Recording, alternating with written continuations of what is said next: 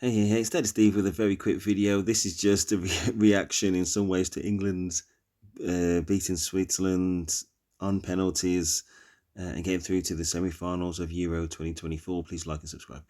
So anyway, I've been trying to find it. I've watched a million billion video videos basically pre-match, post-match, and of all the people in the world, the only person who was talking any sense, really, I mean, maybe I exaggerate too much, but the person who hit it on the nail was Frank Lampard. I was just trying to find the video. It was pre-match, and he was just highlighting how they just weren't brave enough to take the open pass, which was usually on the wings.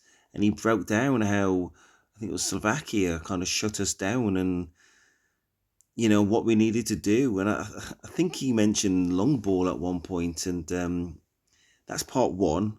That was only Lampard, but part two was, I think, possibly, obviously I'm not not Gareth Southgate, but after watching how France played, and they were not afraid, and it wasn't even really like a long ball as in they weren't afraid to play the long ball basically. And when it wasn't a long ball as in goalkeeper just knocking it a million miles, but if passing through midfield wasn't on, they would pass to the open man wherever he happened to be, and that might be medium to long. And that may well be the goalkeeper, or it might be the first line, well, defence basically, which would be the first line of defence, is actually defence. You know what I mean, though? And I think on principle, there's two things on principle. On principle, they didn't want to do it. And on principle, they wanted to play safe, which didn't involve anything but the safe pass. And they just couldn't, they kind of tied themselves up in knots.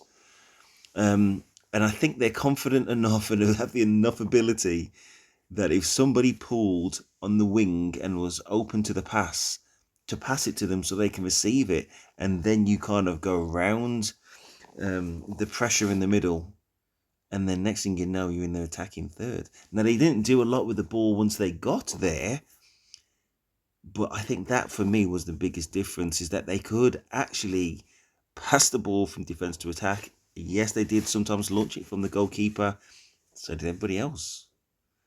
There's only Spain which have got a refined total football kind of method, who are going to, you know what I mean? They're going to create so many things, got the pace on the wings, and they know exactly what they're doing. Spain are the 2.0 version of France, basically. Spain are what France would love to be. And even though, given that their system doesn't really change in them as much as I've seen it, they've got Mbappe on the left of the wing, providing the pace, and they've got a target man up front in the middle. And obviously, you've got something similar on the right, and Kante.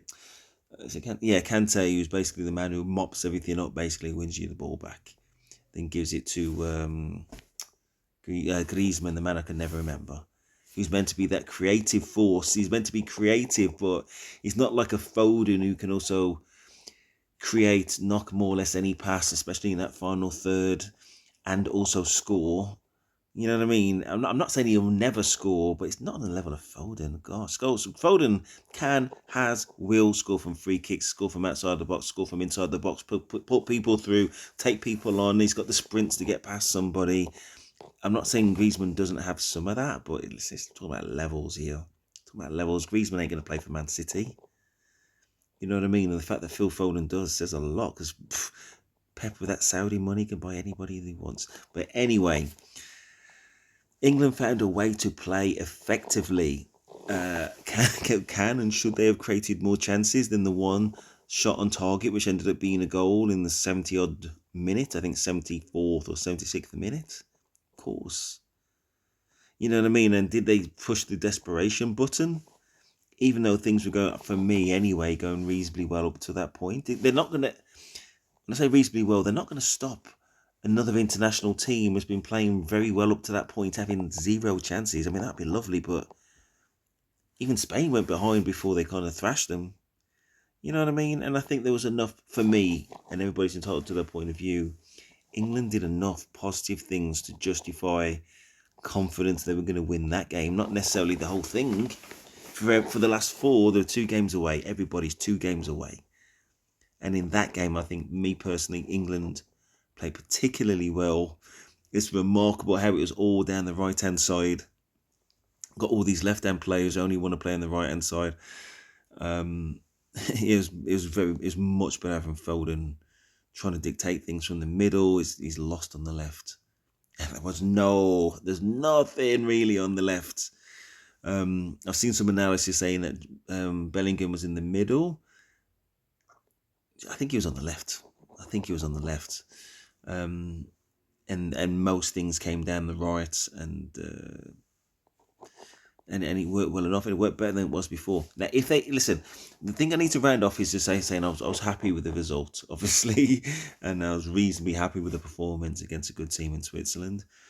Now, if they'd have played that game or that type of game or built towards it so that on day one they'd work these things out. Of course, listen, there's going to be opposition who got different formations, and if you kind of got the arrogance not to plan for it, and then on the day you realise, well, actually, we don't have a solution, and it's not working out, and sooner or later they're going to beat us, then a good manager would change things on the spot. You'd think.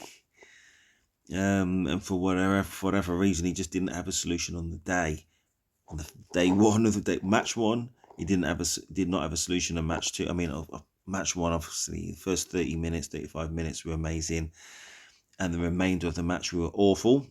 Okay, so when I say he doesn't have a solution, I'm talking about for the duration where they were dominating us, we were just waiting to concede a goal. Okay, we didn't. We just got lucky, and that's why when people say Southgate got lucky, I guess that's what they're talking about. And I guess he did. And he was definitely found wanting. Match number 2, found wanting.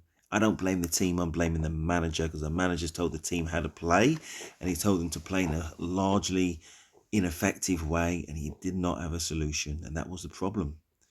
Same in match 3. Similar in match 4. And I don't want to lose track. But in that last game against Switzerland, say in the last 8, they're a good team. We nullified them. I say we because I'm an Englishman. I think we were 4th in the world. I think we're 5th in the world now. We should be beating them. We did beat them. I think we had a good, strong, competent performance. That's all that we ask. And we ask that our creative players do something in the attacking areas. Now, there wasn't any kind of super like Spain level 2.0 kind of play around the boxes, which is why we didn't create a lot. And we can go into Harry Kane if we want to and just say maybe he's injured, hasn't got the pace, a little bit past it, maybe. All those things. Maybe. But more so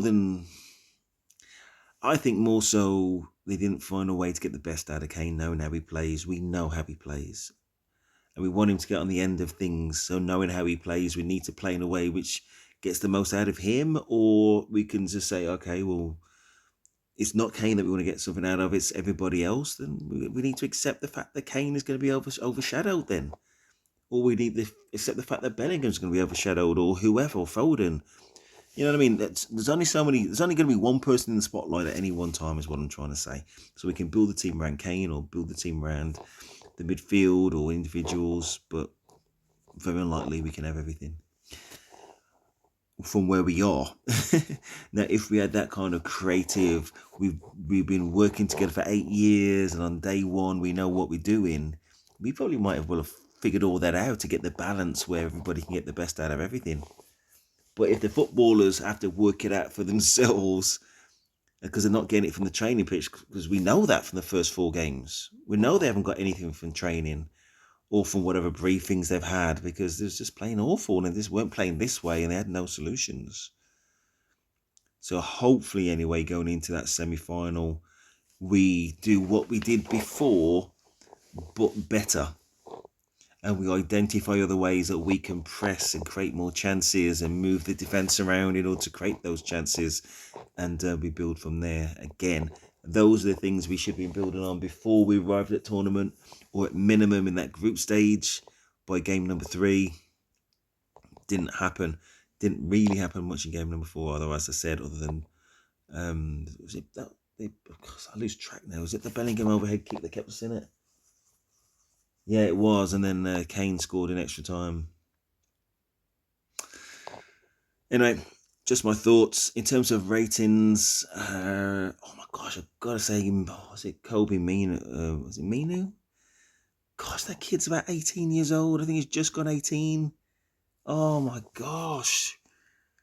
Oh my gosh, he's got everything. He's got absolutely everything. I do think there's certain time. Listen, he's 18. To me, reading it in those first 3-4 games, is either that Southgate didn't want him to receive the ball or he didn't want to receive the ball. He's only just gone 18. I can let him off for that. But as you get to midfield and in the attacking third, he's just so comfortable. He knows how to dribble. He knows how to shoot. He can put people through. He's got absolutely everything. I saw him in an interview on the TV, and he was talking about what people call him, and he said something about Seedorf. There's no shame in that. There's really no shame in that. He's right at the start of his journey. He's going to be a superstar. He's playing for Man United. He could play for anybody. I know it's early to say, and I've only seen him play 4 times, well, 3 or 4 times, well, in this tournament basically, and he's not wanting for anything at all. So you think about how young he is anyway. Think about Cole Palmer, very young. You think about Saka. You think about Foden. You think about the players coming through. Who's that guy for Liverpool now on the right wing? Trent, right wing. I don't know exact. I'm just looking at him now. We were looking at him now on the video, and he's obviously not an old man. So the future for England could well be in good hands. Okay, so that's the end of the video. I don't know if I still need Southgate to go. I think he will go anyway. And I probably do want him to go. It's just I just know he's going to be replaced by an Englishman. And I honestly don't know who's going to do that job well. People talking about why Redknapp, because didn't get the job. Redknapp, shouldn't get the job. I think he's had it before. But the reason why somebody like him shouldn't get the job, because he doesn't have the tactical nous. Not at this level. There's levels to this game. The managers of yesteryear were ahead of their time at the time, but they're behind today's time. You can't be a failed elite manager and then manage England. And who's an elite manager in the best league in the world, which I believe to be the Premier League? Who's going to step into this role? I don't know if it's going to be an English. Sadly, I don't know if it's going to be an Englishman. We're talking about German. We're talking about Klopp. Really, it'd just be the easiest transition for this England team. They could play that all day. There's going to be more nuance to how Man City do things, and you can get somebody other than Guardiola. Then not Guardiola. Man City manager. You can get somebody other than the Man City manager.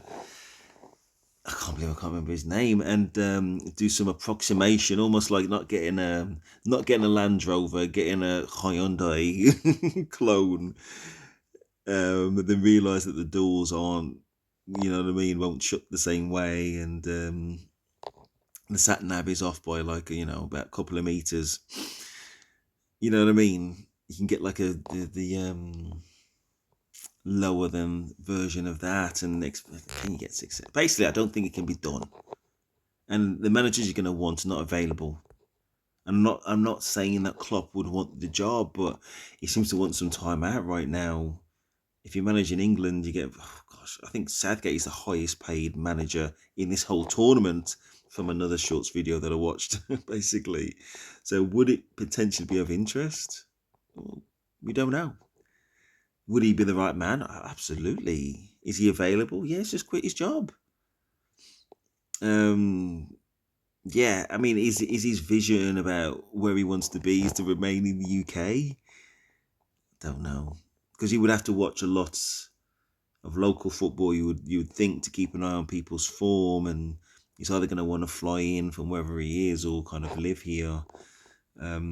I think he would probably settle the fans if he was actually living in the UK whilst he's been an England manager, but it's not 100% necessary. You know what I mean? And I think if most fans, I know I'm kind of just thinking out loud or kind of brainstorming, but I think for most fans, if Klopp said up front, listen, the only way I'm going to take this job is if I can live abroad, then I think that may well keep the snakes away. You know what I mean? We're going to be pecking at his heels, but the second that something goes wrong, that's going to be the thing that's, oh, well, that's probably the reason why, you know what I mean, that they'll throw in his face. But anyway, long story short, I think Klopp would be the ideal man, and I can't think of anybody else that's available that will move things forwards for England. Well done to the lads. We're in the semi-finals. We can do it. That is Steve, and I am out.